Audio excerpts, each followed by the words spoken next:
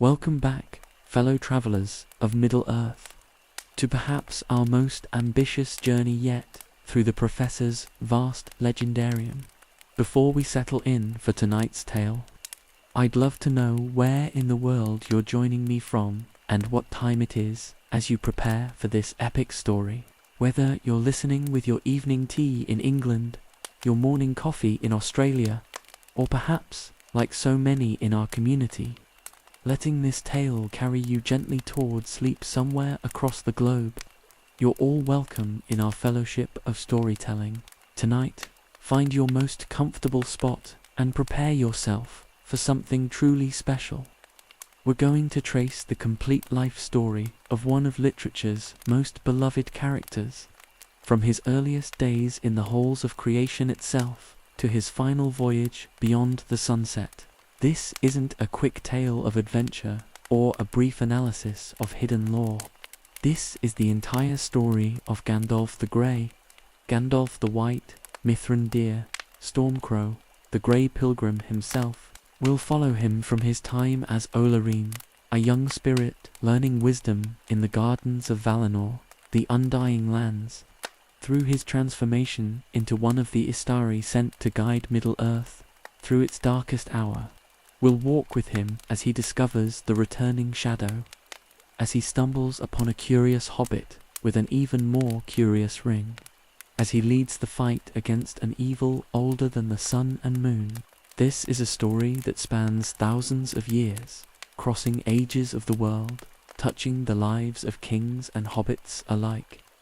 It's a tale of patience and wisdom, of sacrifice and resurrection, of a being who chose to limit his own power so that others might find their strength. Tonight's journey will take us through the complete arc of one immortal life, dedicated to the service of hope itself. We'll begin in the timeless halls of Valinor, where a spirit called Olórin learned the songs of creation and the deep lore of compassion. We'll follow him as he receives his greatest mission, taking the form of an old man to walk the roads of a world he had helped to shape in its earliest days.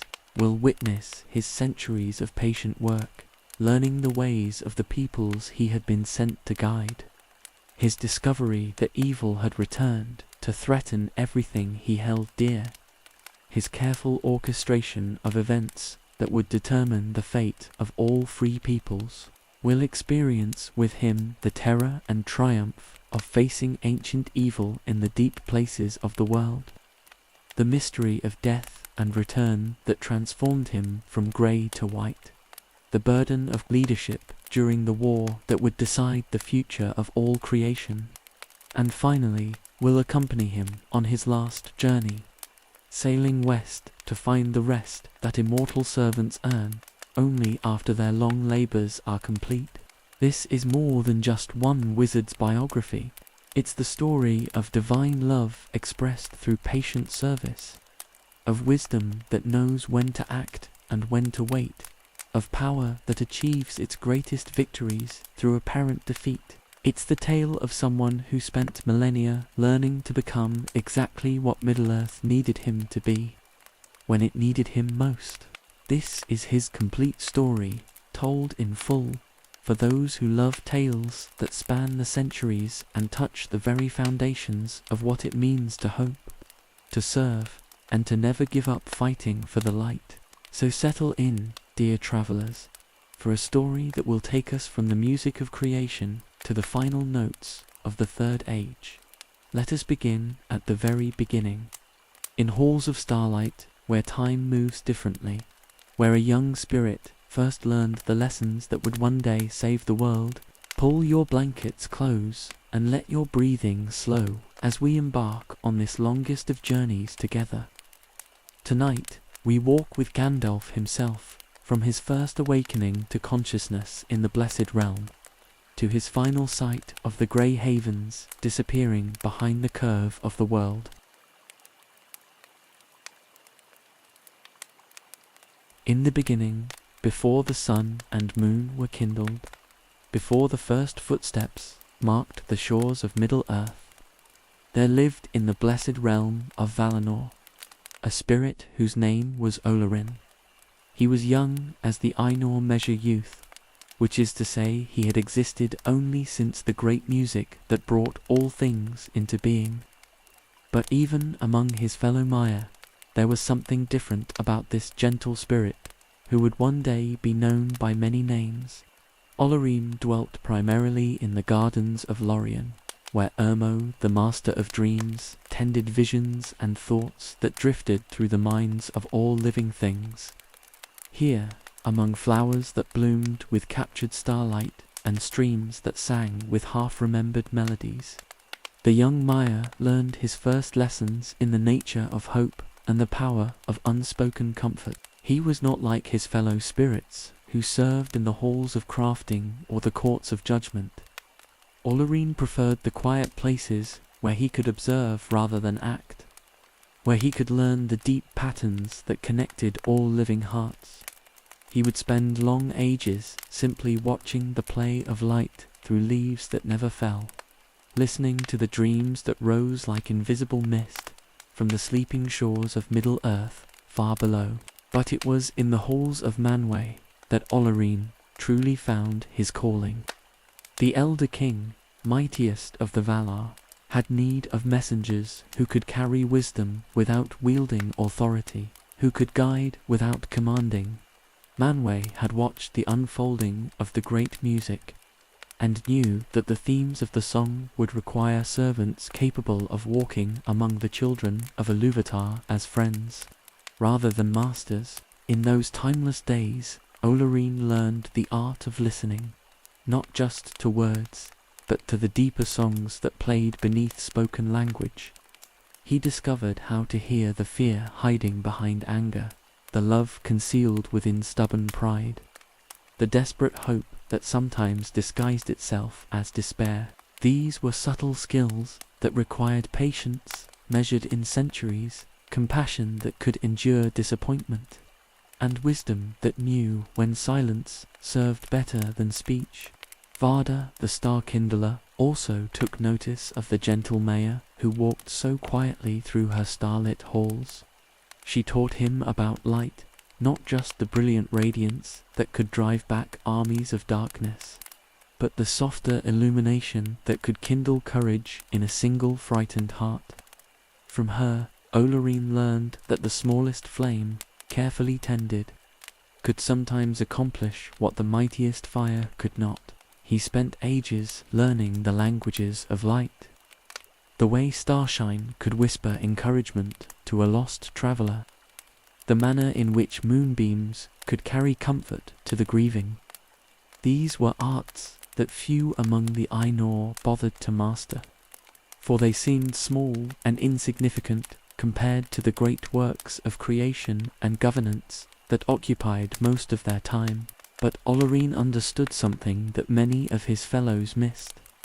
The great music that had shaped the world contained not just thunderous themes of cosmic significance, but also quiet melodies that spoke to individual hearts. Someone needed to tend those gentler songs, to ensure they weren't overwhelmed by the grander harmonies that commanded most of the Valar's attention. As ages passed in the Blessed Realm, Olórin also spent time in the halls of Nienna, she who mourns for all the sorrows of the world. From her, he learned perhaps his most important lesson, that grief and joy were not opposites, but partners in the deeper dance of existence. Sorrow could teach wisdom that happiness never could. Loss could reveal the true value of what had been loved. Even tears could water ground where new hope might eventually grow. This lesson shaped everything about what Olórin would become. He learned to sit with those who suffered, not to offer easy comfort or quick solutions, but simply to be present with them in their pain. He discovered that sometimes the greatest service was acknowledging that certain sorrows couldn't be fixed, only endured with dignity. The other Maya often wondered at Olórin's choices. While they pursued mastery of flame and stone, wind and water, he seemed content to study the subtleties of encouragement and the mysteries of hope.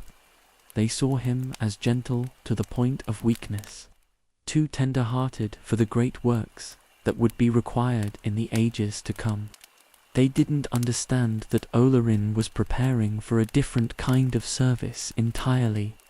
While they learned to command the elements, he was mastering something far more difficult, the art of inspiring others to find strength they didn't know they possessed. While they developed the power to reshape mountains, he was discovering how to reshape despair into determination, with nothing more than the right word spoken at exactly the right moment. In the gardens of the Undying Lands, Olórin also learned patience, not just the ability to wait, but the wisdom to understand that the most important changes often happened slowly, invisibly, in the secret places of the heart, where no outside observer could see the work being done. He watched seeds take root in soil that had been prepared across seasons, saw how small acts of kindness could ripple outward across years to touch lives in ways their original givers never imagined. This education in the Blessed Realm was not hurried. Time moved differently in Valinor, where moments could stretch into contemplation and ages could pass in what felt like peaceful afternoons. Olórin had all the time he needed to learn his lessons thoroughly, to practice the arts of compassion until they became as natural to him as breathing would one day be to mortal men.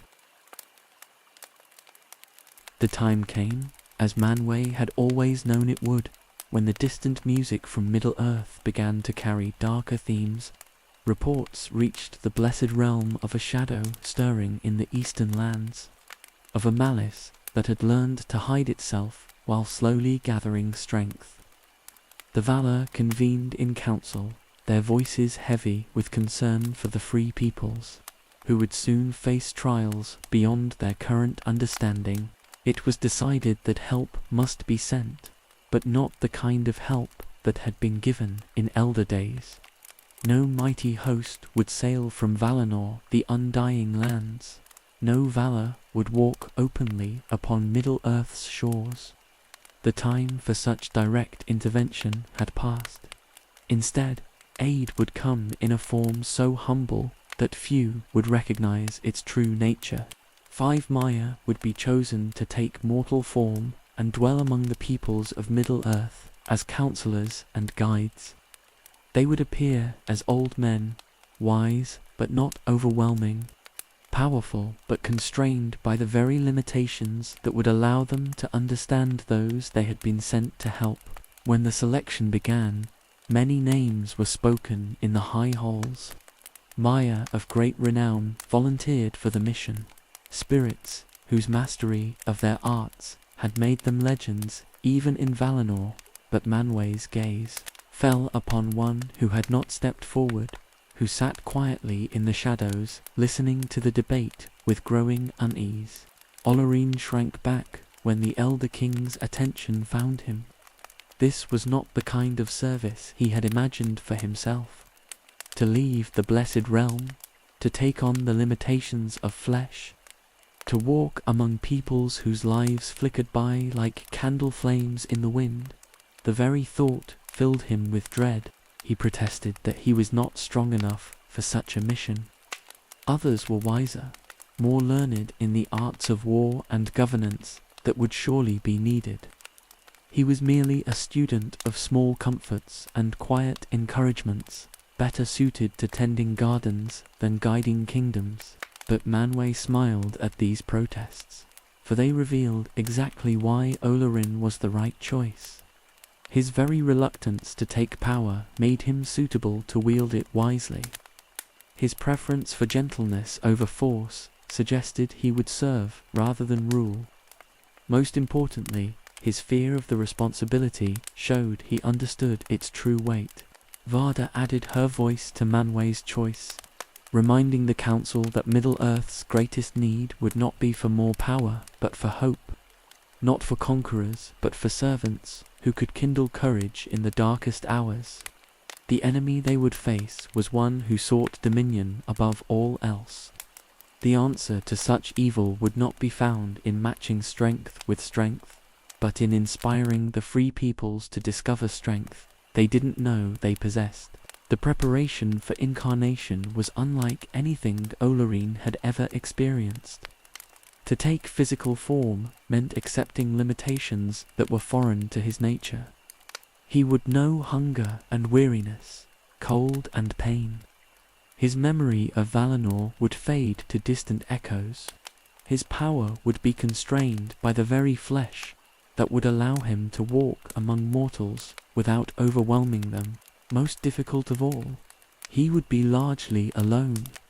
The other Istari would have their own paths to follow, their own regions to serve. Communication between them would be sporadic at best. Each would need to find his own way of fulfilling the mission, guided by wisdom learned in Valinor, but applied in circumstances they could not fully predict. The transformation itself was both gentle and profound. Olórin felt his spirit settling into the form of an old man, complete with grey robes and a staff that would serve as both walking stick and focus for the power he was still permitted to use. He looked at his reflection in the still pools of Valinor and saw a stranger's face, lined with care and bright with intelligence that spoke of age beyond mortal measure. The other Istari took their forms as well. Kuramo, who would be called Saruman, chose white robes that spoke of his position as leader of their order. Iwandale, later known as Radagast, remained close to growing things, his brown garments reflecting his love for the wild creatures of the world.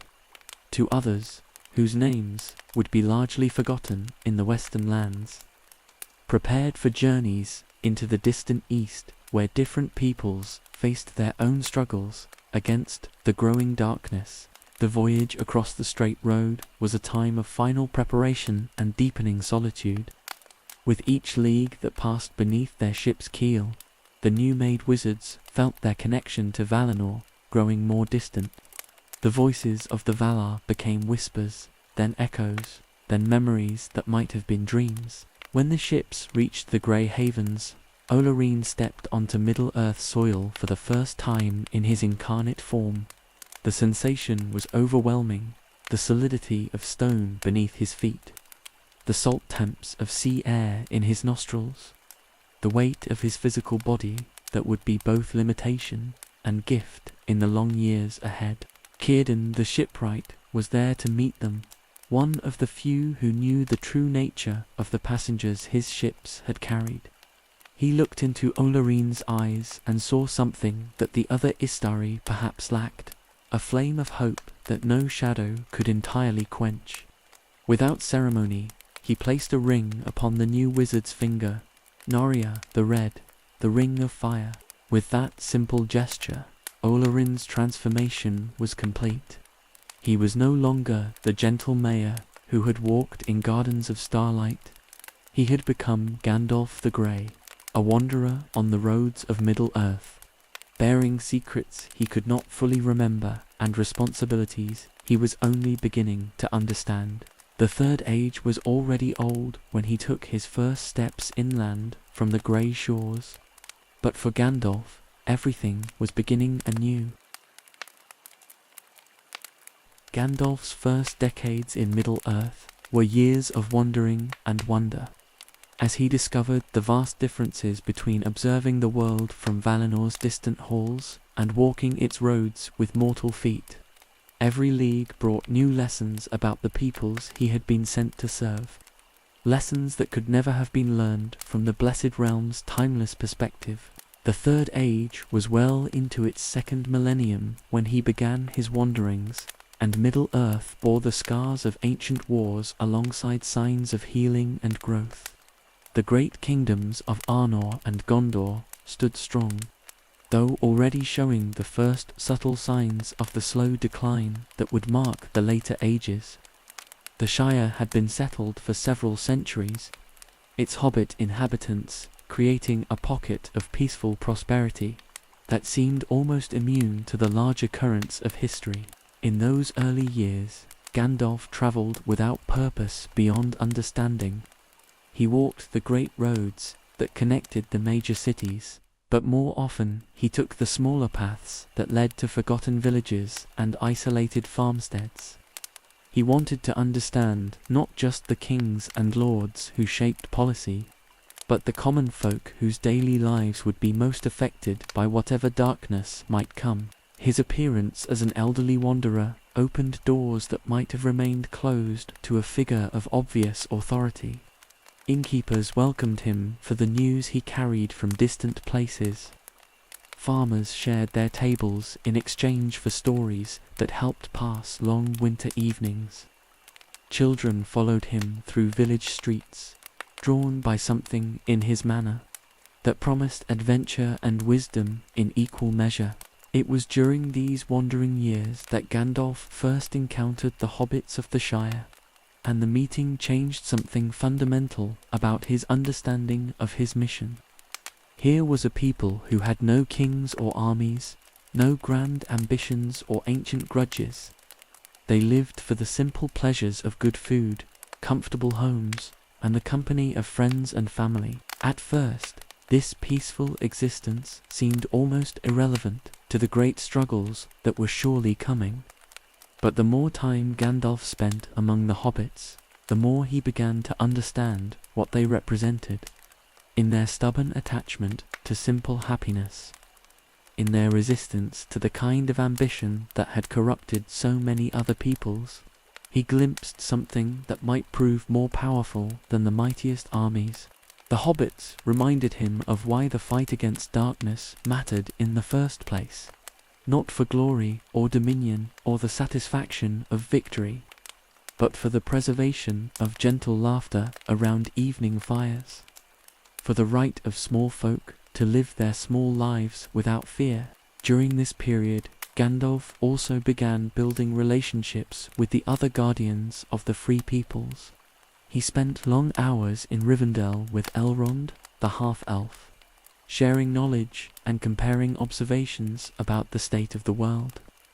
The Lord of the Hidden Valley became not just an ally, but a friend, someone whose wisdom complemented Gandalf's growing understanding of mortal concerns. In Lothlorien, he found a different kind of wisdom in Galadriel and Celeborn. The Lady of the Golden Wood possessed insights into the deeper patterns of history that helped Gandalf see beyond immediate events to the larger themes that were slowly developing. Their conversations often lasted through entire nights, touching on subjects that no mortal mind could have followed. But it was among men that Gandalf perhaps learned his most important lessons about the nature of courage and the weight of leadership. He watched kings struggle with impossible decisions, saw good people forced to choose between competing loyalties, witnessed the way power could corrupt even the best intentions, if not carefully watched. In Gondor he observed the slow drift toward bureaucracy and tradition that marked a great kingdom's decline from its founding vigor. The stewards ruled wisely, but cautiously, more concerned with preserving what they had inherited than with adapting to changing circumstances. It was a pattern he would see repeated throughout Middle-earth, the gradual loss of the dynamic spirit that had built the great works of earlier ages. In the northern kingdoms of Arna, he saw a different kind of decline as the royal line struggled with challenges that seemed to grow more complex with each passing generation. The kingdom that had once stretched from the Shire to the Misty Mountains was slowly fragmenting under pressures both internal and external. Yet, even in decline, these kingdoms produced individuals whose courage and wisdom reminded Gandalf why his mission mattered. He met rangers who spent their lives protecting people who would never know their names. He encountered scholars who preserved ancient knowledge not for personal gain, but because they understood its value for future generations. During this long period of relative peace, Gandalf also had his first encounters with the other Istari and began to understand how differently each was interpreting their shared mission. Saruman had established himself at Isengard, where he pursued researches into the ancient lore of rings and the powers that had shaped Middle-earth's early history. His approach was scholarly and systematic, but Gandalf began to sense something troubling in his colleague's growing fascination with power itself. Radagast had taken a different path entirely, throwing himself so completely into communion with the wild creatures and growing things that he sometimes seemed to forget about the peoples they had been sent to help. His heart remained good, but his attention was increasingly focused on concerns that seemed removed from the developing crisis. The other two Istari had disappeared into the eastern lands, and news of their activities was sporadic at best. Reports suggested they were active among the distant peoples who faced their own struggles against the servants of darkness, but their specific accomplishments remained largely unknown to those in the western lands. As decades turned to centuries, Gandalf began to sense subtle changes in the spiritual atmosphere of Middle-earth. It was nothing dramatic, nothing that could be easily pointed to or explained to others. But there was a growing weight in the air, a sense that forces long dormant were beginning to stir in the hidden places of the world. The watchful peace, as later historians would call this period, was coming to an end. Somewhere in the dark lands beyond the reach of casual travelers, something was awakening that would test everything Gandalf had learned during his long years of wandering and watching. But those lessons had prepared him well. He understood now not just the geography and politics of Middle-earth, but the deeper rhythms of hope and fear that moved in the hearts of all its peoples. He knew where to look for courage when darkness came, and how to kindle the flames of resistance that would be needed in the trials ahead. The time of preparation was ending. The time of testing was about to begin. The first concrete sign that the long peace was ending came not through grand pronouncements or obvious catastrophes, but through whispered reports from travelers who had ventured too close to the southern reaches of Mirkwood. They spoke of a darkness that seemed to seep from the very trees, of paths that led nowhere and streams that ran black under starlight. Something had taken residence in the ancient fortress of Dol Guldur, and its influence was spreading like a slow poison through the great forest. Gandalf heard these reports with growing alarm, for he recognized in them echoes of an evil he had hoped never to encounter in his incarnate form. The descriptions matched too closely the spiritual signature of the ancient enemy, the master whom all the Istari had been sent to oppose. But surely that was impossible. Sauron had been defeated at the end of the Second Age, his physical form destroyed and his spirit scattered to the winds, yet the evidence continued to accumulate. Creatures that had once been merely wild grew savage and cunning in ways that spoke of malevolent intelligence guiding their actions. The very air around Dol Guldur became oppressive, filled with whispers in languages that hurt to hear. Travelers who approached the fortress reported seeing lights that moved with purpose through its broken towers, and some who ventured too close were never seen again. Gandalf knew that investigation was necessary, but he also understood the dangers involved. If his suspicions were correct, then direct confrontation with whatever dwelt in Dol Guldur could expose the true nature of the Istari to an enemy who was not yet ready to reveal himself. The mission required subtlety and patience, qualities that would be tested to their limits in the years to come. His first approaches to the fortress were cautious in the extreme. Disguised as a simple wanderer who had lost his way, Gandalf observed the outer defences and the patterns of movement. Among the creatures that had begun gathering in the surrounding forest, what he saw confirmed his worst fears while raising new questions about the enemy's current capabilities. The power emanating from Dol Guldur was unmistakably that of a Maya, but it felt diminished somehow, as if operating under constraints or through incomplete manifestation. This suggested that whatever had taken residence in the fortress was indeed rebuilding itself, but slowly and carefully, perhaps hoping to avoid the kind of attention that had led to its previous defeat. Gandalf's investigations brought him into contact with the woodland elves, who dwelt in the northern reaches of what was increasingly being called Mirkwood. Their king, Thranduil, had witnessed the gradual corruption of his realm with growing anger and frustration. The elves had fought countless skirmishes with the dark creatures that emerged from the southern forest, but they lacked the strength to assault Dol Guldur directly. From Thranduil and his people, Gandalf learned details that painted an even more disturbing picture. The enemy's influence was not random or chaotic, but systematic and purposeful. Certain paths through the forest were being deliberately corrupted to create routes for moving forces unseen. Ancient trees that had stood since the Elder Days were being twisted into monstrous forms that served as watchtowers and fortified positions. Most troubling of all were reports of visitors to Dol Guldur, cloaked figures who arrived under cover of darkness and departed before dawn.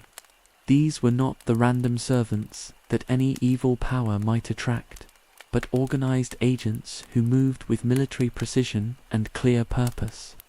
Someone was building a network, preparing for something far more significant than random raids on elven patrols. It was during this period that Gandalf first proposed the formation of what would later be known as the White Council.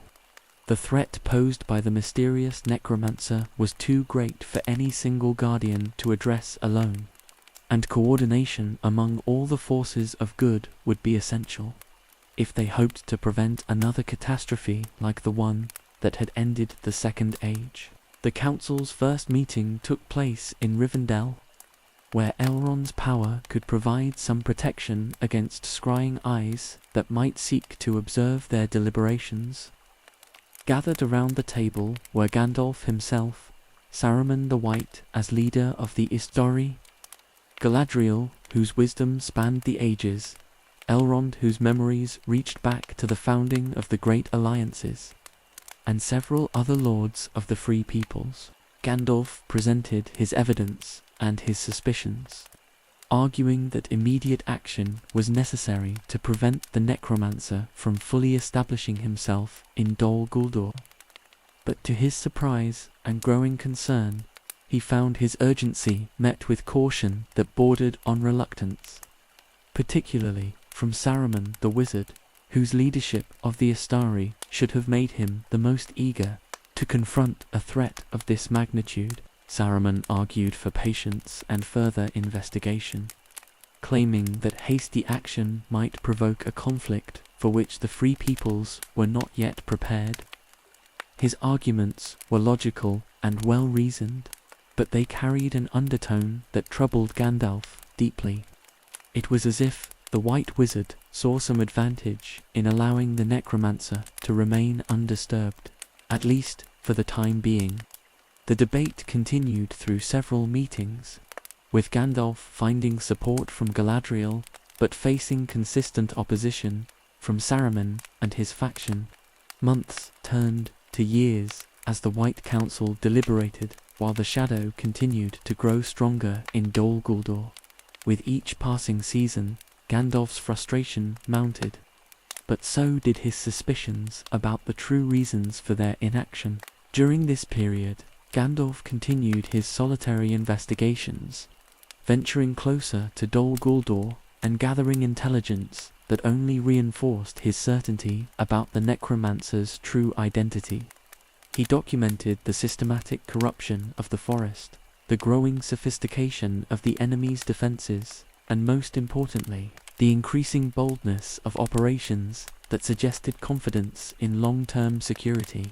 The breakthrough came when Gandalf finally managed to penetrate the outer defenses of Dol Guldur itself. What he discovered there removed any doubt about the identity of their enemy, but also revealed how much stronger the threat had become during the years of delay and debate. The necromancer was, indeed, Sauron, returned to physical form and already well advanced in his plans for a second attempt at dominion over Middle-earth. But when Gandalf brought this intelligence back to the White Council, he found himself facing the same reluctance to act decisively. It was becoming clear that whatever force was restraining the Council's response, it was too strong to overcome through argument alone. Different tactics would be required if the growing threat was to be addressed before it became unstoppable.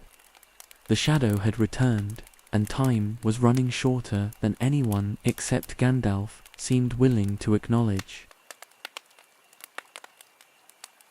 In the spring of 2941 of the Third Age, Gandalf encountered a figure whose desperation would provide the key to a strategy he had been developing in frustration and growing urgency.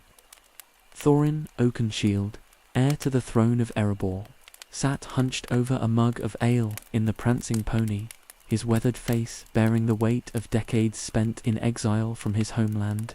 The meeting was not accidental, though Thorin would never know it. Gandalf had been tracking the movements of various displaced peoples throughout Middle-earth, understanding that their grievances and ambitions might serve purposes beyond their own immediate concerns. The dwarves of Erebor, scattered after Smaug's devastating attack, represented exactly the kind of catalyst he needed. As Thorin spoke of his people's suffering and his burning desire to reclaim the lonely mountain, Gandalf listened with the careful attention of someone who saw far more than the surface of the tale. Here was a chance to accomplish multiple objectives at once: aid a wronged people in reclaiming their heritage, eliminate a dragon whose very presence destabilized the region, and most importantly, create a distraction that might finally force action against the necromancer. The plan that began forming in Gandalf's mind was elegant in its complexity. Smaug's death would remove a potential ally from Sauron's arsenal, while simultaneously creating enough disturbance in the north to justify the White Council taking action against Dol Guldur. But the quest would require careful orchestration to succeed, and one element in particular troubled him: finding the right person to serve as the expedition's burglar. The choice of Bilbo Baggins was inspired by considerations that went far beyond his natural hobbit abilities. Gandalf had spent decades observing the Baggins family line, noting the occasional appearance of individuals who possessed that rarest of qualities: the ability to act with courage precisely when courage seemed most impossible.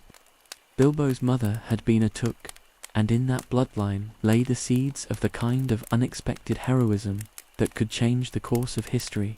But there was something else about Bilbo that drew Gandalf's attention, something he sensed but could not yet name, a potential that lay dormant in the comfortable respectability of Bag End, waiting for the right circumstances to awaken it.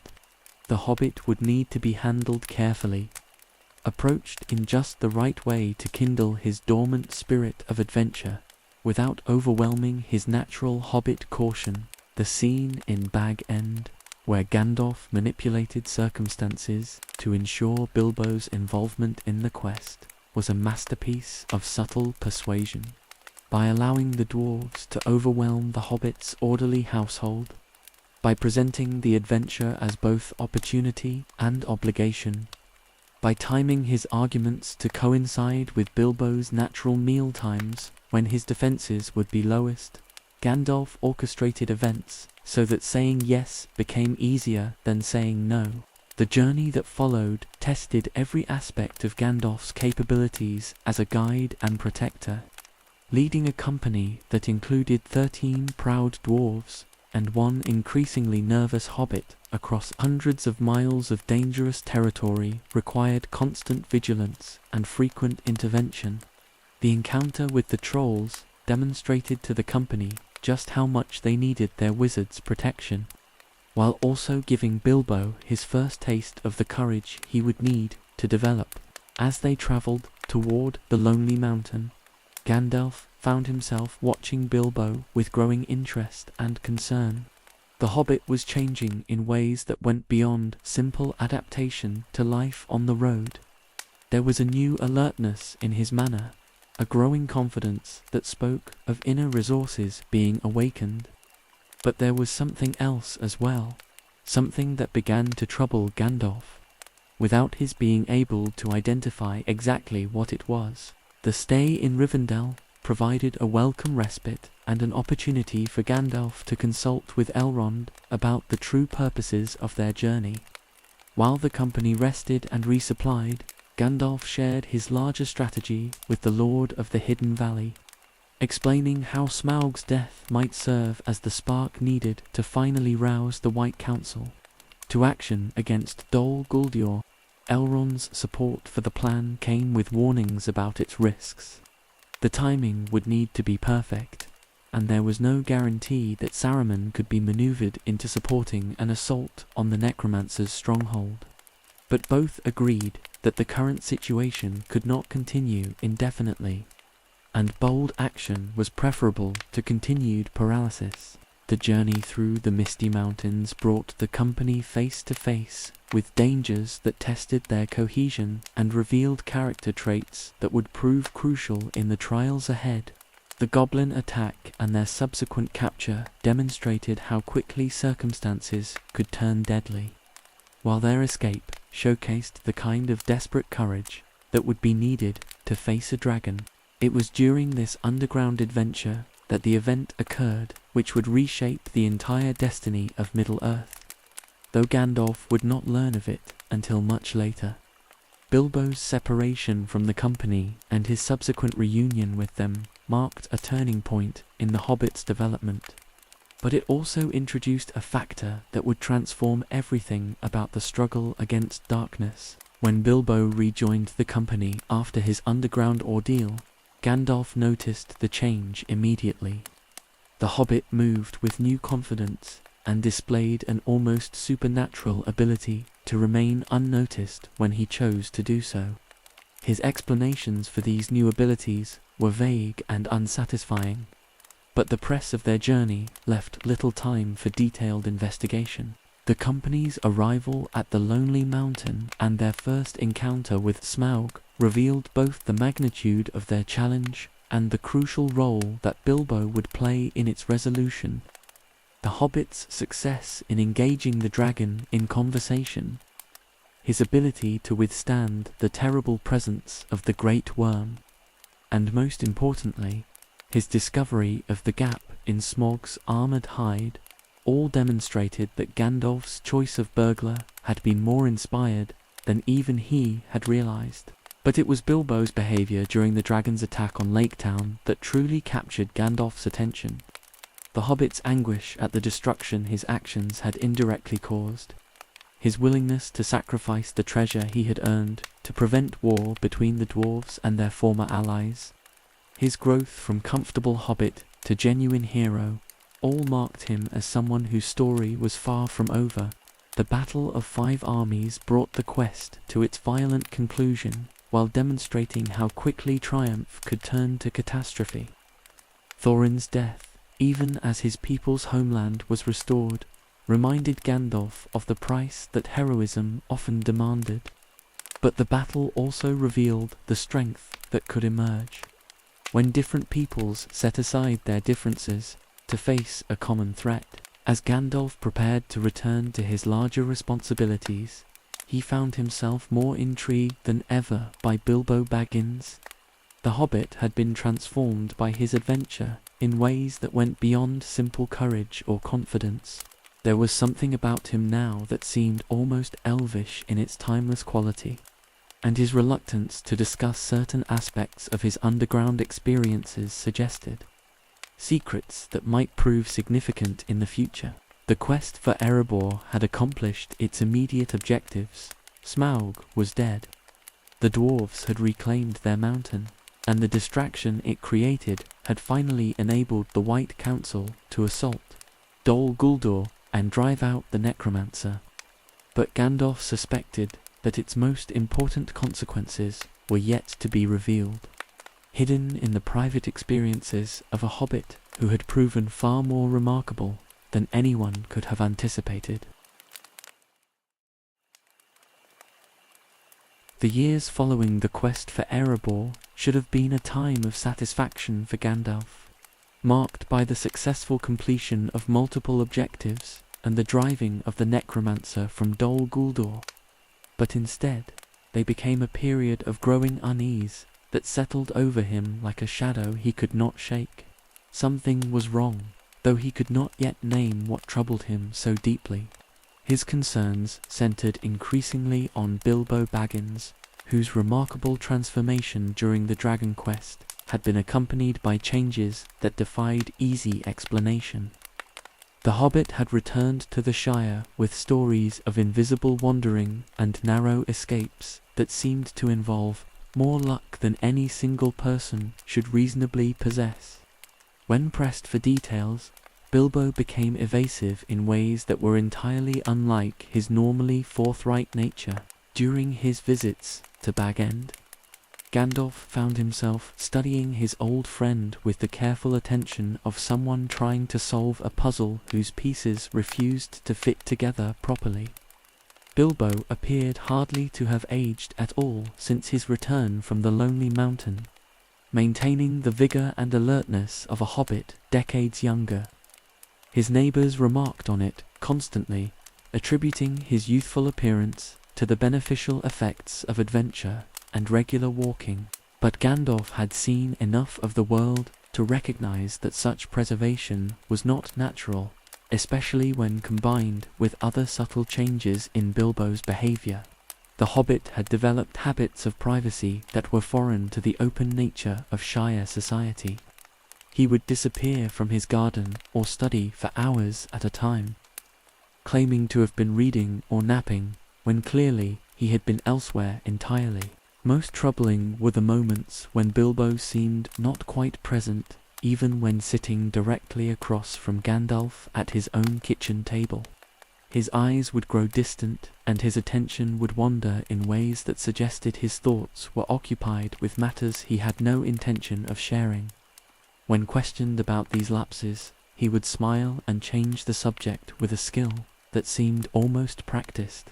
The breakthrough in Gandalf's understanding came not through direct observation, but through patient research in the deepest archives of Minas Tirith, spending long days among scrolls and manuscripts that dated back to the Elder Days. He traced references to rings of power and their effects on those who possessed them. What he discovered there sent cold fear racing through his heart. The descriptions of how the great rings affected their bearers matched too closely what he had observed in Bilbo, for the similarity to be coincidental. The preservation of youth, the gradual withdrawal from normal social connections, the development of secretive behaviors around a treasured possession, all were documented effects of prolonged exposure to significant magical artifacts. But if Bilbo possessed such a ring, where had he acquired it? The Hobbit's accounts of his underground adventure remained frustratingly vague on certain crucial points, particularly regarding how he had managed to escape from the goblin tunnels. His explanations involved fortunate discoveries and remarkable luck, but never quite provided the level of detail that such an extraordinary escape would seem to warrant. His attempts to investigate further were hampered by Bilbo's growing skill at deflecting uncomfortable questions. The Hobbit had developed an almost supernatural ability to redirect conversations away from topics he preferred not to discuss, leading their talks through such elaborate tangents that Gandalf would find himself hours later wondering how they had ended up discussing the proper cultivation of turnips, when he had begun by asking about underground passages. The frustration of being so close to answers while remaining unable to grasp them was compounded by Gandalf's growing awareness of larger forces stirring throughout Middle-earth. Reports from his network of contacts spoke of increasing orc activity in the Misty Mountains, of strange lights seen moving at night through regions that should have been empty, of travelers who ventured too far from established roads and were never seen again. The White Council's assault on Dol Guldur had driven the necromancer from his stronghold, but it had not destroyed him. Intelligence suggested that he had simply relocated to the ancient fortress of Barad-dûr in Mordor, where he was rebuilding his strength with alarming speed. The temporary victory was beginning to look more like a strategic retreat on the enemy's part than a genuine defeat. This recognition filled Gandalf with urgent need to understand every potential factor that might affect the coming struggle. If Bilbo possessed a ring of power, its nature and origin could prove crucial to their efforts against an enemy who was himself the creator of such artifacts. But his friend's continued evasion made investigation increasingly difficult. The solution came through patience rather than confrontation. During one of his longer stays in the Shire, Gandalf made a point of arriving at Bag End unexpectedly and letting himself in through the front door, as had been his custom for decades. What he discovered in the front hall changed everything he thought he understood about Bilbo's adventure and its consequences. The hobbit was standing in the center of the room, but something was wrong with the scene in ways that took Gandalf's mind several moments to process. Bilbo appeared to be examining something in his hands, turning it over with the careful attention of someone studying a treasured possession. But his hands appeared to be empty, and there was something odd about his posture that suggested he was holding something significant, despite the visual evidence to the contrary. When Bilbo noticed Gandalf's presence, his reaction confirmed every suspicion that had been building over the years. The hobbit started violently, and his hands closed protectively around nothing visible, then moved in a gesture that suggested placing something carefully into his pocket. His face showed the kind of guilt and panic that only accompanied the discovery of a jealously guarded secret. The conversation that followed was unlike any they had ever shared, marked by evasions and half-truths that gradually gave way to reluctant admissions. Bilbo's account of finding a magic ring during his underground adventure was clearly sanitized and incomplete, but it provided enough information for Gandalf to understand the general outline of what had occurred. The description of the ring's effects, its ability to render its wearer invisible, its apparent preservation of youth and vigor, its tendency to inspire possessive attachment in those who carried it, sent waves of cold recognition through Gandalf's memory. These were not the properties of any ordinary magical artifact, but characteristics that might belong to something far more significant and dangerous. As their conversation continued, Gandalf found himself facing a possibility that filled him with dread. If his growing suspicions were correct, then Bilbo had unknowingly carried one of the most dangerous objects in Middle-earth for decades, and the enemy who was even now rebuilding his strength in Mordor might be searching for exactly what lay hidden in the pocket of an unsuspecting hobbit. The time for patient investigation was ending. The time for decisive action was approaching faster than anyone realized. The 17 years that followed Gandalf's discovery of Bilbo's secret were among the most difficult of his long incarnation, filled with research that confirmed his worst fears while he struggled to determine the right course of action. Every ancient text he consulted, every fragment of lore he uncovered, pointed toward the same terrifying conclusion.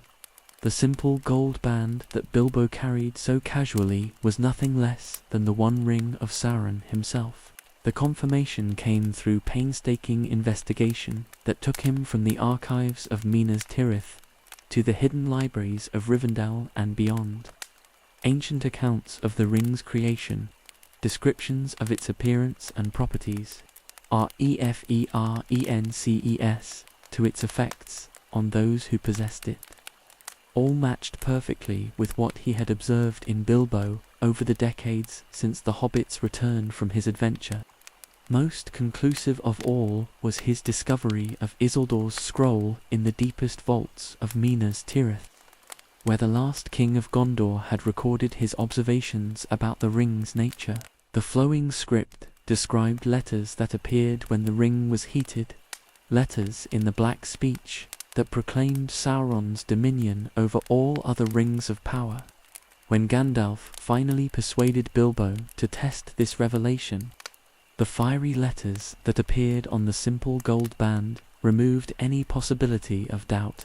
The knowledge that the most dangerous object in Middle-earth had been sitting peacefully in Bag End for over 60 years was both terrifying and oddly reassuring. Terrifying because of what it meant about the enemy's eventual discovery of its location. Reassuring because it explained why Sauron's return to power had been slower than expected. He had been searching for his ring in all the wrong places. But this situation could not continue indefinitely. Sauron's agents were expanding their searches throughout Middle-earth, and sooner or later their investigations would lead them to the Shire. When that happened, neither Bilbo's innocence nor the Hobbit's isolation would provide any protection against an enemy who would stop at nothing to reclaim his greatest weapon. The solution to this growing crisis came from an unexpected source, Bilbo himself, whose long possession of the ring had begun to weigh on him in ways that made departure seem preferable to continued guardianship. His 111th birthday party provided the perfect opportunity for a disappearance that would seem merely eccentric rather than ominous, allowing him to slip away from the Shire while leaving the ring behind for his heir. Gandalf's role in orchestrating Bilbo's departure required delicate handling of a hobbit, whose attachment to the ring had grown stronger over the decades. The scene in Bag End, after the birthday guests had departed, revealed just how powerful that attachment had become.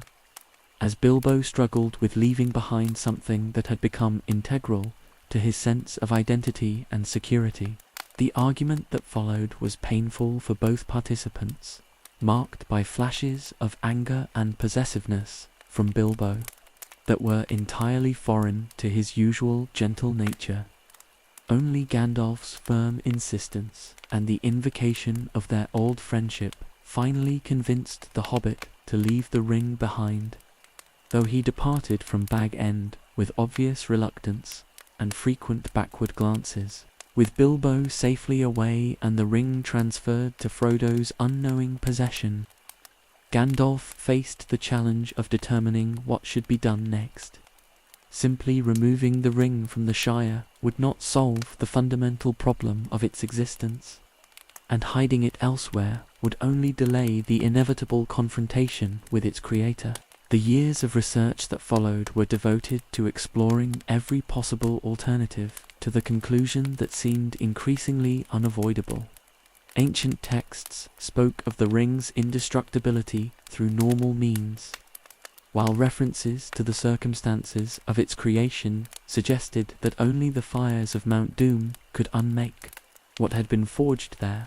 During this period, Gandalf's attention was increasingly divided between his investigation of the ring and his growing awareness that Sauron's return to power was accelerating. The enemy's agents were becoming bolder in their searches and more violent in their methods. Reports reached him of black riders seen on the roads far from Mordor, of creatures that asked questions about shires and baggances in voices that froze the blood of those who heard them. The crisis came to a head when Gandalf's own investigation of the ring's properties led him into a trap that revealed just how close Sauron had come to discovering the truth. His capture and imprisonment in Orthanc by Saruman, whose corruption had finally reached its inevitable conclusion, demonstrated that the enemy's influence had penetrated even the highest levels of the White Council. His escape from Orthanc, aided by Gwaihir the Windlord, brought him racing back to the Shire just as the first Black Riders entered its borders. The discovery that Frodo had already departed on his own journey to destroy the ring filled Gandalf with both relief and terror. Relief that the hobbit had not fallen into enemy hands. Terror at the thought of so inexperienced a ring-bearer attempting such a perilous quest without guidance. The reunion with Frodo and his companions at the Prancing Pony marked the beginning of the most dangerous phase of Gandalf's long mission. From that moment forward, every decision would carry consequences that could determine the fate of all free peoples. The margin for error had shrunk to nothing, and the enemy's growing awareness of the ring's location made speed essential. The Council of Elrond brought together representatives of all the free peoples to debate what should be done with the ring. But Gandalf knew that there was really only one choice available to them. Every alternative, hiding the ring, using it against Sauron, giving it to one of the mighty, lead inevitably to corruption and defeat. Only destruction offered any hope of permanent victory.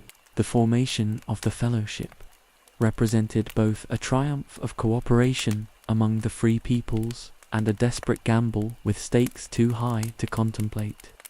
9 companions would set out to infiltrate the heart of enemy territory and accomplish what armies could not achieve through open warfare. The success or failure of their mission would determine whether the Fourth Age would be marked by freedom or eternal domination. Gandalf's role as the Fellowship's guide and protector weighed heavily on him as they departed from Rivendell. Every member of the company looked to him for leadership and wisdom, but he knew better than any of them how uncertain their chances truly were. The enemy's power was growing daily, while their own resources were limited to courage, determination, and the slim hope that small folk might accomplish what the mighty could not. The journey through the misty mountains brought them face to face with the first of many challenges that would test their unity and resolve. The attempt to cross the Redhorn Pass ended in failure when Sauron's influence over the very weather made the route impassable, forcing them toward a path that Gandalf had hoped to avoid entirely. The decision to enter the mines of Moria was perhaps the most difficult choice of Gandalf's long life, balanced between the certain dangers of remaining exposed on the mountainside and the unknown perils that might await them in the abandoned dwarf kingdom. His reluctance to enter those shadowed halls was born not from cowardice, but from awareness that some evils were better left undisturbed. The journey through Moria's endless corridors brought back memories of his earlier adventures with Thorin's company, but also revealed how much the situation had deteriorated in the decades since. The once proud kingdom had become a tomb haunted by creatures that should never have been wakened, while in its deepest places stirred something that Gandalf had prayed never to encounter again. The confrontation on the bridge of Khazad-dûm was inevitable from the moment they entered the mines, though Gandalf had hoped against hope that they might pass through undetected. When the Balrog emerged from the depths, ancient shadow wreathed in flame, he knew that his long service in Middle-earth was approaching its end. His last words to the Fellowship, "Fly, you fools," carried all the urgency of someone who understood that their mission must continue regardless of what befell him.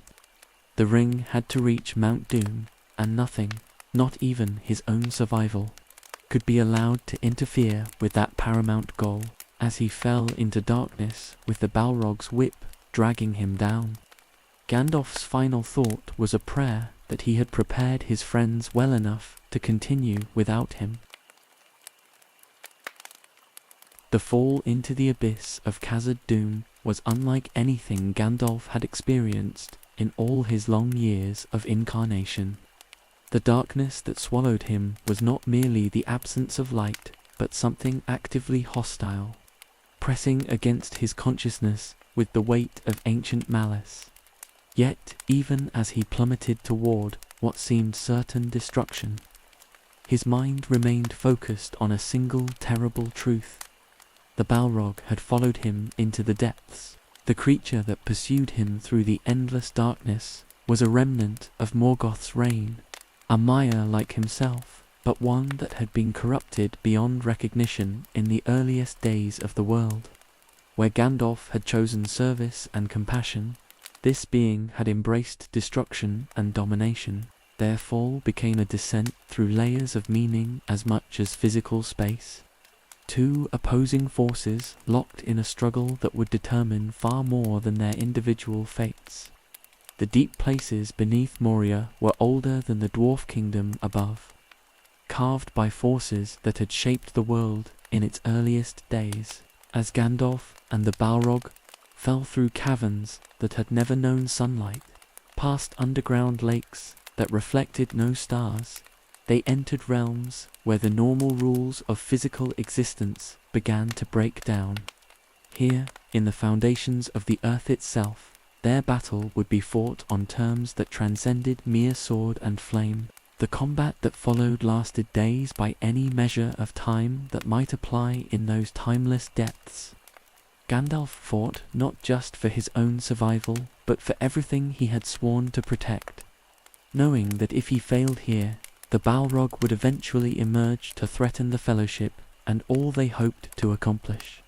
Every spell he cast, every barrier he raised, every moment he held the creature at bay was purchased with portions of his own essence. The Balrog's power was immense, fueled by millennia of hatred and the kind of rage that comes from choosing destruction over creation at every possible opportunity.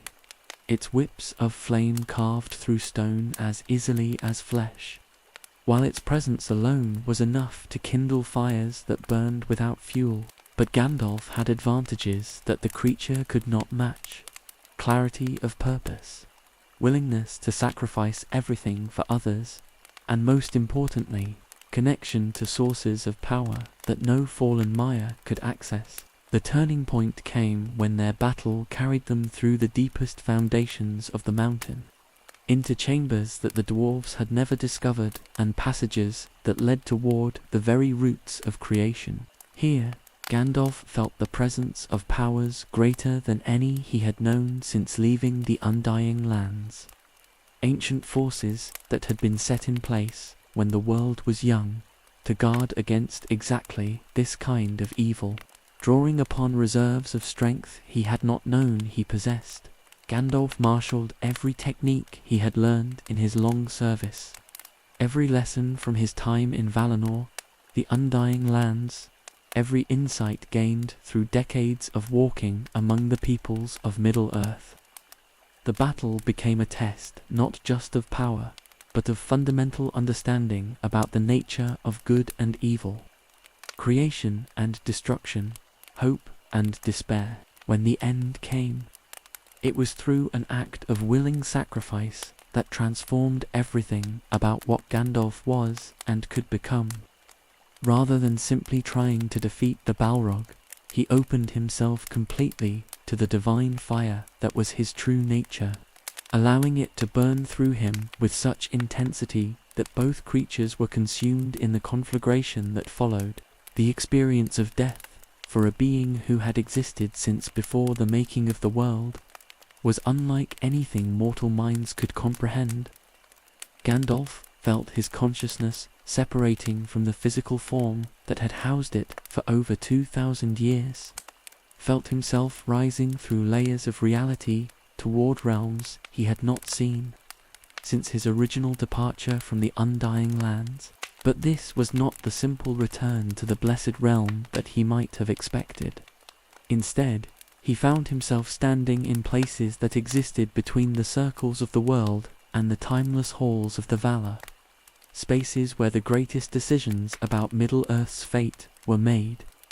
Here, in the presence of powers whose names could not be spoken by incarnate beings, his service was reviewed and his future determined. The conversation that took place in those beyond places was conducted in languages that predated the creation of physical reality. dealing with concepts that had no equivalent in the vocabularies of Middle-earth. But its essence was simple.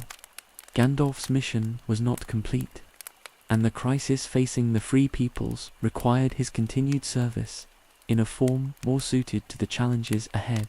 The return to life was as profound a transformation as the original incarnation had been, but in the opposite direction, where becoming Gandalf the Grey had involved accepting limitations and constraints. His resurrection as Gandalf the White meant the removal of restrictions that had governed his actions for millennia. He retained his essential nature and his commitment to serving rather than ruling, but his power was enhanced beyond anything he had previously been permitted to wield. The awakening came gradually, consciousness returning by degrees as his new form settled into the reality of Middle-earth. He found himself lying on the peak of Zirak Sigil, the highest summit in the Misty Mountains, surrounded by snow and open sky. The sun was shining with a brilliance that seemed almost welcoming, as if creation itself was celebrating his return to the struggle against darkness. The first test of his enhanced nature came with the realization that his old form and possessions had been lost in the battle with the Balrog. His grey robes, his pointed hat, his staff and sword, all had been destroyed in the fires that had consumed both combatants. But as he stood on the mountain peak, new garments appeared around him, white robes that gleamed with their own inner light, symbolizing both his increased authority and his unchanged commitment to the forces of good. The arrival of Gwaihir, the Windlord, was perfectly timed, as if the great eagle had been waiting for exactly this moment to provide assistance. Their flight to Lothlorien gave Gandalf time to adjust to his transformed state while carrying him toward allies who could help him understand what his return might mean for the larger struggle against evil. The reunion with Aragorn, Legolas, and Gimli in Fangorn Forest was marked by wonder and joy, but also by the recognition that everything had changed during his absence. The Fellowship had been broken. Frodo and Sam had departed on their own path toward Mordor, and events were moving at a pace that left little time for adjustment or explanation. His encounter with King Theoden in Edoras demonstrated the extent of his enhanced authority, as he was able to break the spell that had held the king in thrall to Saruman's influence. The power he wielded was still carefully controlled, used for healing and liberation rather than domination, but its effectiveness far exceeded anything he had been capable of as Gandalf the Grey. The defense of Helm's Deep tested his new abilities in battle conditions that revealed both their extent and their limitations. While he could now stand openly against enemies that might previously have overwhelmed him, he remained bound by the fundamental constraint that had always governed the Istari. They were sent to inspire and guide the Free Peoples, not to win their battles for them. The ride to Minas Tirith brought Gandalf face to face with the full scope of the crisis that was developing throughout Middle-earth. Sauron's assault on the great city represented far more than a military campaign. It was an attempt to break the spirit of the Free Peoples by destroying their greatest symbol of endurance and hope. His role in the siege that followed was that of a general who fought on multiple levels simultaneously, coordinating the physical defense of the city while battling the spiritual assault that Sauron was mounting against the courage and determination of its defenders. The confrontation with the Lord of the Nazgul at the gates of Minas Tirith was prevented only by the arrival of the Rohirrim, but it demonstrated that even his enhanced power had limits when facing the enemy's greatest servants. The victory at the Pelennor Fields marked a turning point in the war, but Gandalf understood better than anyone that it was only a temporary respite. The real battle was being fought elsewhere, in the fires of Mount Doom, where two hobbits carried the fate of all creation toward a conclusion that no amount of military victory could guarantee. His transformation from grey to white had prepared him for the final phase of his mission, but it had also made him more aware than ever of how much depended on forces beyond his control. The victory at the Pelennor Fields, though decisive in breaking Sauron's immediate assault on Minas Tirith, left Gandalf facing the most challenging phase of his entire mission. With the enemy's main force scattered and the siege lifted, the focus of the war shifted to a strategy so desperate that it bordered on madness, drawing Sauron's attention away from his own borders.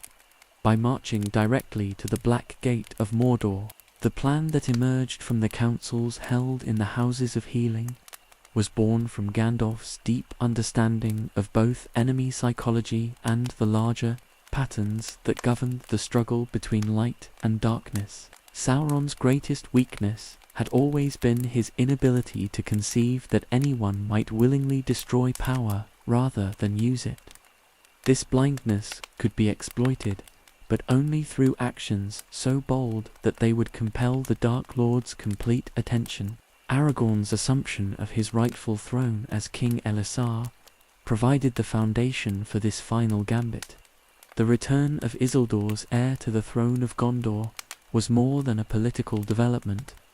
It was a symbolic challenge to everything Sauron had worked to accomplish since his return to power. The bloodline that had once defeated him now stood ready to lead a new alliance against his dominion. Gandalf's role in this transition was both practical and ceremonial. His enhanced authority as the White Wizard lent legitimacy to Aragorn's coronation, while his knowledge of ancient protocols ensured that the ceremony carried the proper weight of tradition and law. But more importantly, his presence provided reassurance to those who might have questioned whether the time was truly right for such momentous changes. The gathering of the final army required diplomatic skills that drew upon everything Gandalf had learned during his long years among the peoples of Middle-earth. Representatives from every free nation had to be convinced to commit their remaining forces to what appeared to be a suicidal march into the heart of enemy territory. The arguments he made in council after council emphasized not the likelihood of military victory, but the necessity of bearing witness to their principles, regardless of the cost. The men of Gondor and Rohan formed the core of this final host, but they were joined by contingents from every corner of the known world. Elves from Rivendell and Lothlorien marched alongside dwarves from Erebor and the Iron Hills. Even the Rangers of the North emerged from their long secrecy to stand openly in support of their king. Each group brought its own strengths and traditions, creating an army unlike any seen since the last alliance of the Second Age. Gandalf's preparations for the march went beyond mere logistics and strategy. He understood that many of those who rode out from Minas Tirith would not return, and his conversations with individual soldiers often took the form of final blessings rather than tactical briefings. His words to these men spoke of honor and duty, of the importance of standing firm in the face of overwhelming odds, of the truth that some things were worth dying for even when victory seemed impossible. The journey north toward the Black Gate was marked by an atmosphere of grim determination, rather than the kind of martial enthusiasm that might have characterized earlier campaigns. Everyone understood the true purpose of their march.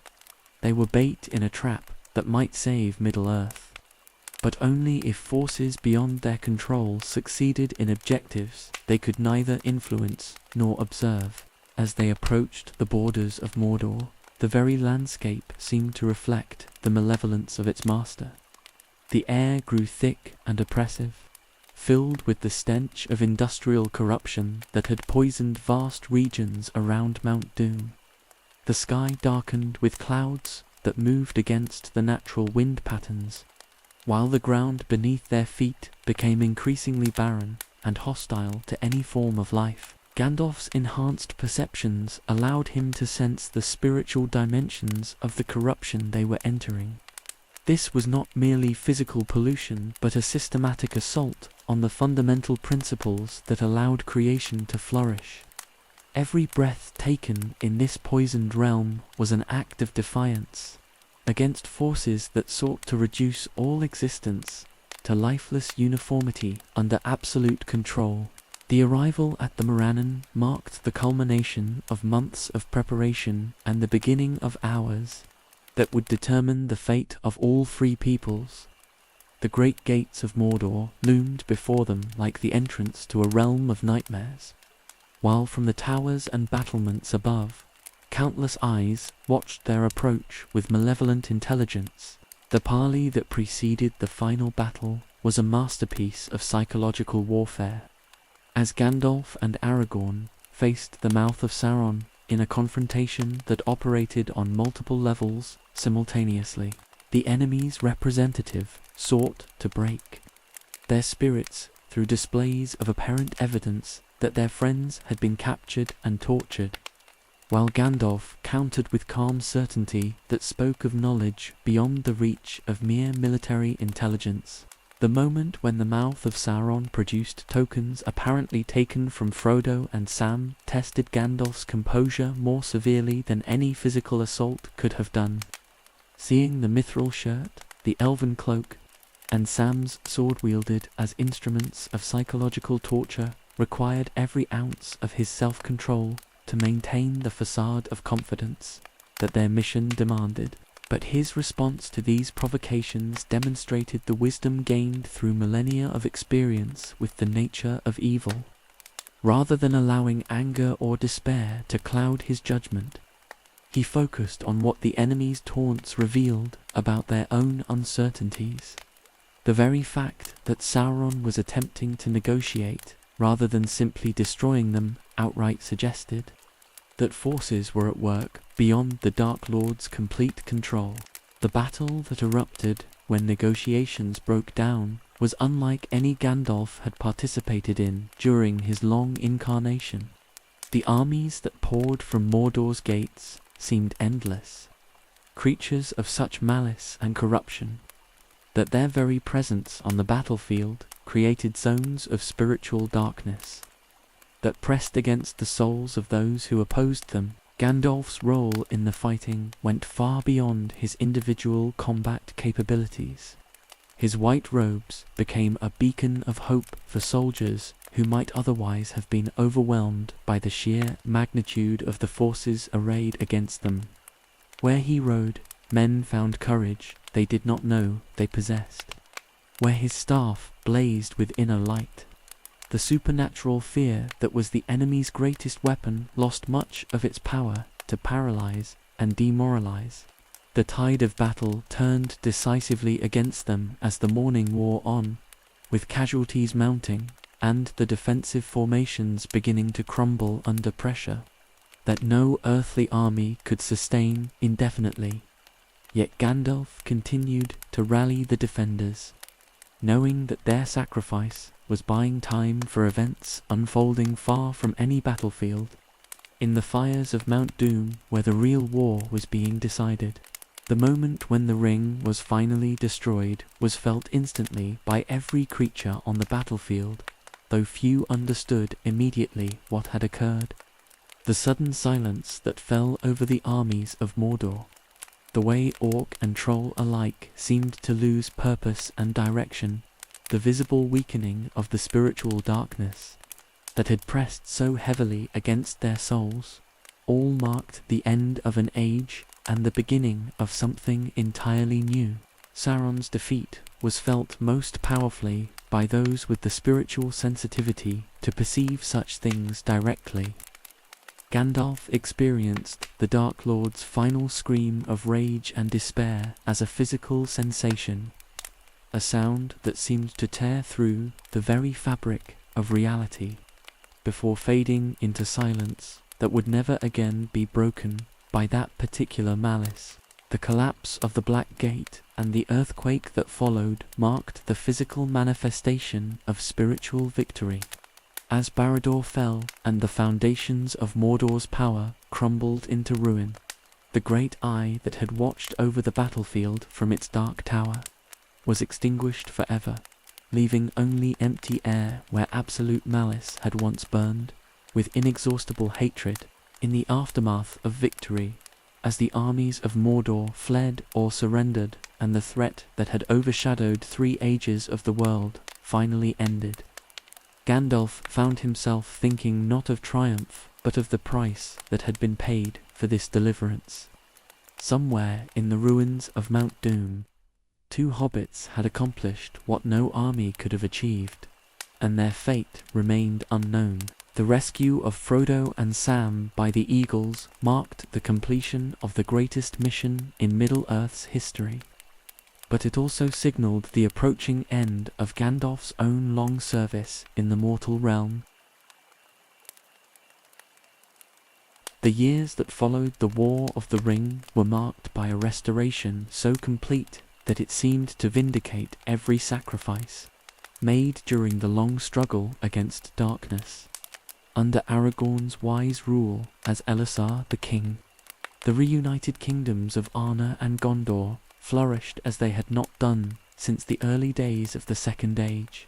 Cities that had fallen into ruin were rebuilt, roads that had been abandoned were restored, and trade routes that had been cut by war began carrying prosperity to every corner of the realm. Gandalf's role during this period of renewal was that of counselor and friend rather than the urgent guide he had been during the war years. His advice was sought on matters of policy and governance, but increasingly he found himself stepping back from direct involvement in the daily administration of the kingdom. The time had come for men to prove they could govern themselves wisely. Without constant guidance from those who remembered older ages, the changes he observed during these peaceful years filled him with both satisfaction and a growing sense that his mission was approaching its natural conclusion. Aragorn proved to be everything Gandalf had hoped he would become, a king who ruled with justice and humility, who remembered the lessons of the past while adapting to the needs of the present. The realm prospered under his guidance in ways that demonstrated the wisdom of allowing mortal rulers to find their own solutions to the challenges they faced. The hobbits who returned to the Shire after their great adventure brought with them changes that transformed their homeland in subtle but significant ways. Sam's use of Galadriel's gift to restore the war damage created abundance that seemed almost magical, while the leadership skills developed during their travels enabled them to organize their communities more effectively than ever before. The Shire became a model of how simple folk could create prosperity through cooperation and careful stewardship of their land. During his visits to Bag End, Gandalf found himself spending long hours in quiet conversation with his old friend, offering what comfort he could while recognizing that some forms of pain lay beyond even his ability to ease. Frodo's sacrifice had been complete and willing, but it had also been real, leaving him changed in ways that made his continued life in Middle-earth increasingly difficult to bear.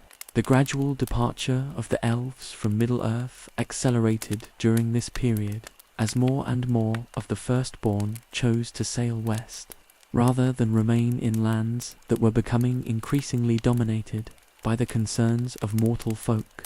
Each ship that departed from the Grey Havens carried with it irreplaceable wisdom and beauty, but also represented the natural progression toward an age when men would need to preserve such things for themselves.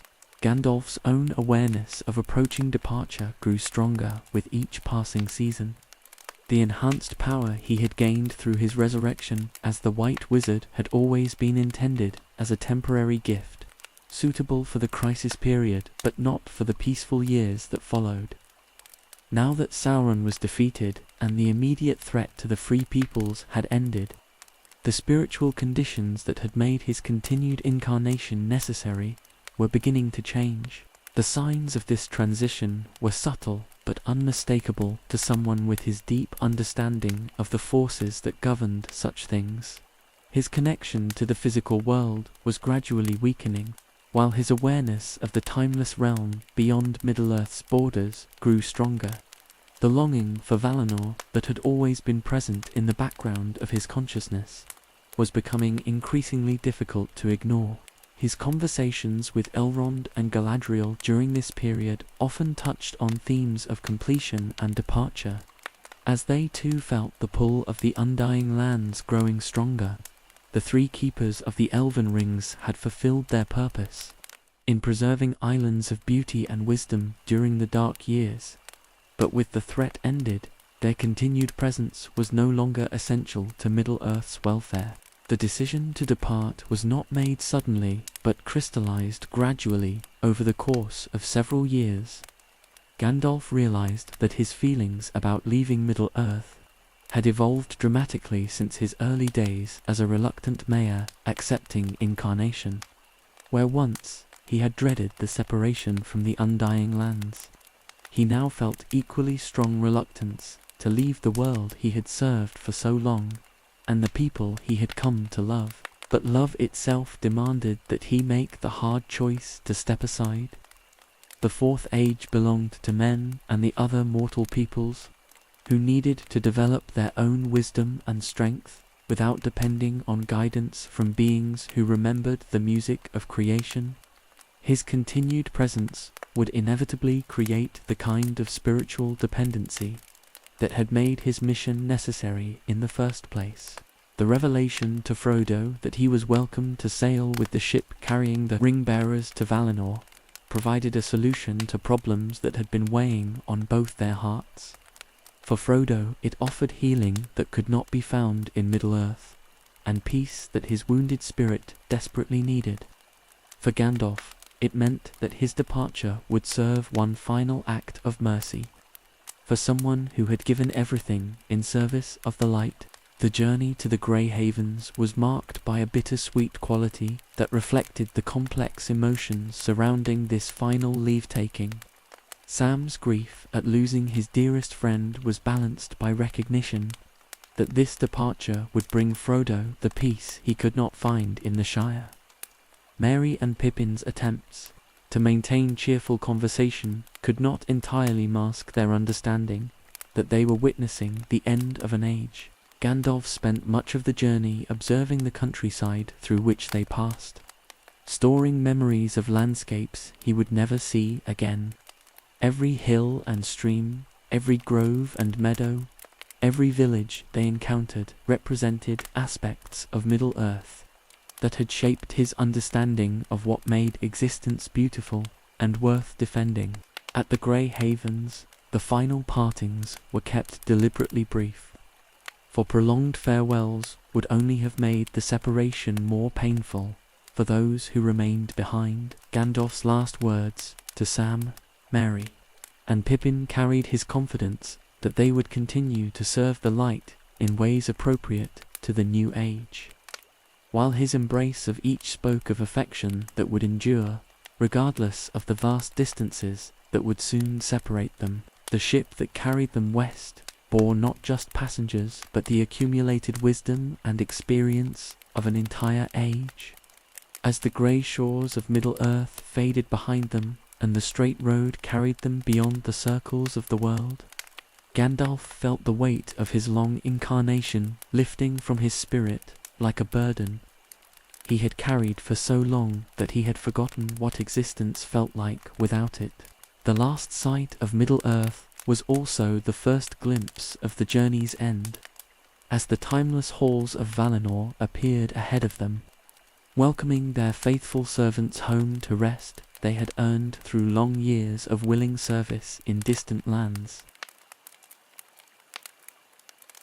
And so we reach the end of our long journey through the complete life of Gandalf.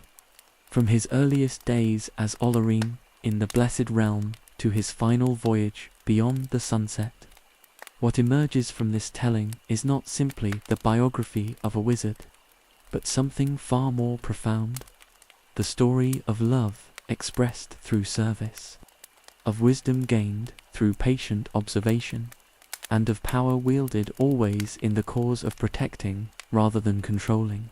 The arc of Gandalf's existence spans the entirety of what we understand about heroism and sacrifice. In Valinor, the Undying Lands, he learned the fundamental lessons that would guide him through millennia of incarnate service, that the greatest strength often lies in gentleness, that the most important victories are won through inspiring others rather than dominating them, and that true wisdom means knowing when to act and when to wait for the right moment. His transformation from the reluctant Olórin who shrank from the responsibility of incarnation to the Gandalf who willingly walked into the fires of Doom represents one of the most complete character developments in all of literature, yet this growth never changed his essential nature.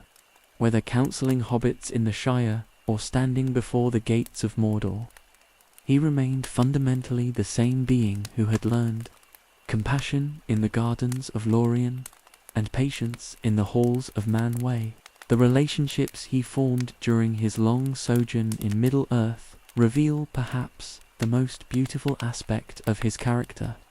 His love for the hobbits grew from intellectual appreciation of their simple virtues to genuine affection for individuals whose courage and loyalty repeatedly surprised him.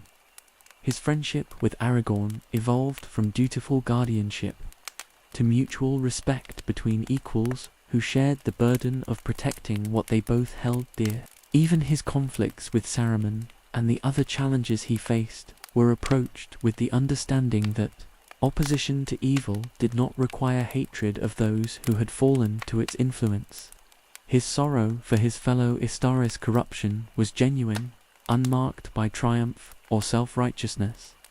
He fought darkness not because he loved battle, but because he loved the light that darkness sought to extinguish.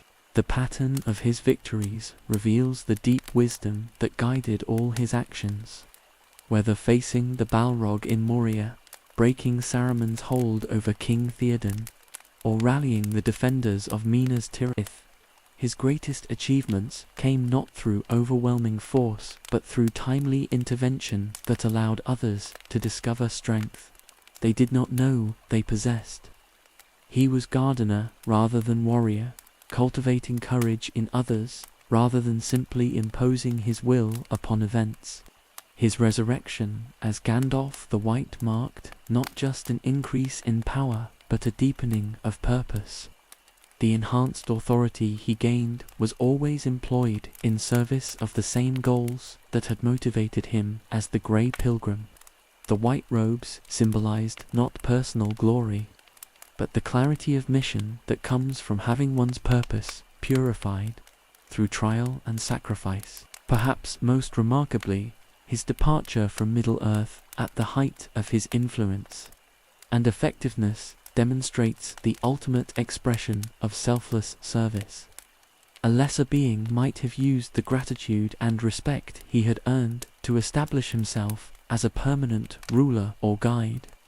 Instead, Gandalf recognized that his continued presence would prevent the very growth and independence he had worked so long to foster. The completion of his mission required not just the defeat of Sauron, but the successful transition to an age when mortals could stand on their own. His willingness to step aside when that transition was achieved shows the same wisdom that had guided him from the beginning. That true love sometimes requires the courage to let go. As we follow his ship beyond the circles of the world, carrying him home to the rest he had earned through millennia of faithful service, we understand that his story represents something universal about the nature of heroism itself.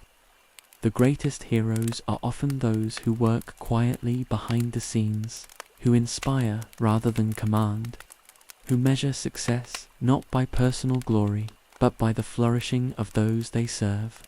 Gandalf's legacy lives on not in monuments or institutions bearing his name, but in every act of courage performed by ordinary people who choose to stand against darkness despite overwhelming odds. His true monument is the Fourth Age itself, a time when men and hobbits, elves and dwarves, learned to preserve the light through their own efforts, rather than depending on the guidance of their betters. Tonight, as you drift toward sleep, perhaps you will dream of that final ship sailing beyond the curve of the world, carrying its passengers toward shores where time moves differently and rest comes to those who have earned it through long service. Perhaps you will imagine the reunion in Valinor's timeless halls, where Olórin once again walks in gardens of starlight, his mission complete and his purpose fulfilled. The Grey Pilgrim has come home at last, but the roads he walked remain open for all who choose to follow them toward the light. Sleep well, fellow travelers, and may your own journeys be guided by the same wisdom that lit Gandalf's path through all the long years of his service to hope itself.